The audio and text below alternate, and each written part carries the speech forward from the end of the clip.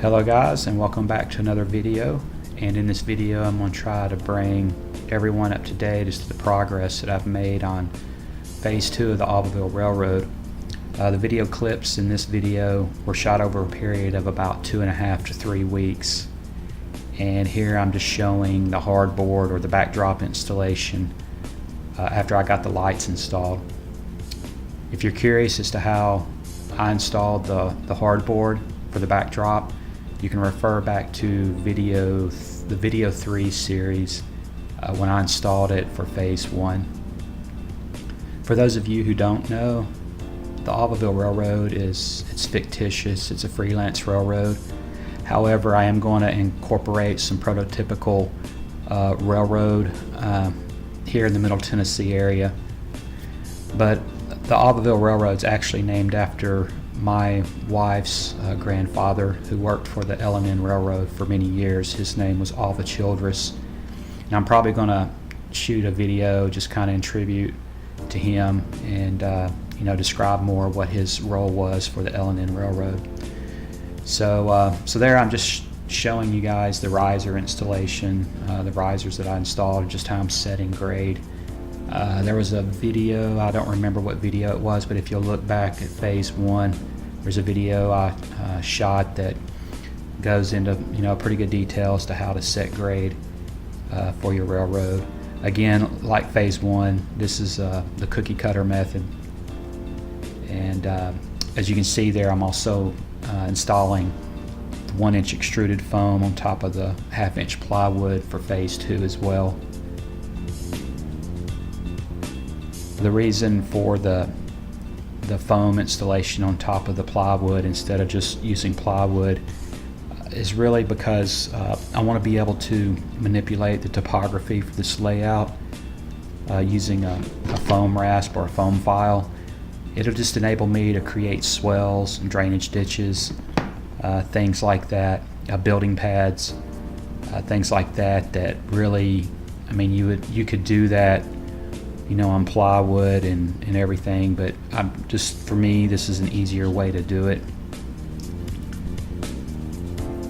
There, I'm just giving you guys some footage of the risers that I set for that middle tier. Now, that middle tier actually will contain the industrial branch itself. So the main line will actually run around the outside. There where you see the box of drywall screws, the main line will be running around there, and really the pattern that this is modeled on is really the dog bone pattern, kind of folded on itself.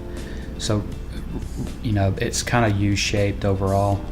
So really you have 2 turnbacks at each end. So I will be able to have a continuous run on this. So I debated as to whether or not to do that, just to keep from building out into the room like that, but I don't know. There's just something about being able to let your locomotive run, and so I really wanted that, so I decided to go ahead and do the kind of the turn back areas at each end. And there I'm just demonstrating that in that industrial area there, everything is flat. I set the grade flat there.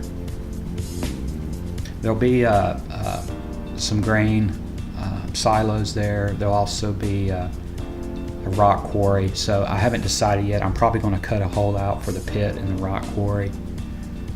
There's actually a rock quarry not too far from here that I may try to scratch build the rock quarry facility, kind of model it after that. But here I'm just showing you a shot down, a long ways down after I got the plywood in place.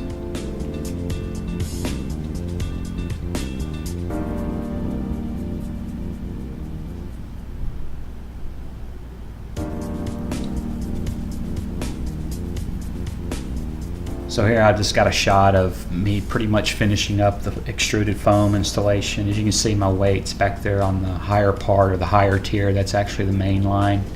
Every piece I glued in, I put the weights on there to hold it down to place while it dried, which I used liquid nails, by the way. There's an earlier video that shows how I did this installation. There I'm just showing you a shot on my removable sectional area there that's on casters. So when I need to get in and out of the door, I can. As you can see there, I've got some bolt locks that just hold it in place on both sides.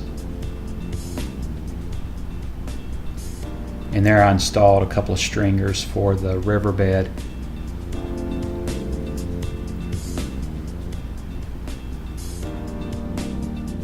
Okay, so here's the foam installed on the sectional area, and the way that I was able to achieve the grades matching up coming from phase 1 onto the sectional area was just I used my quick clamps and just adjusted the risers accordingly, and when I got the grade where I needed it, I just went ahead and mounted the risers.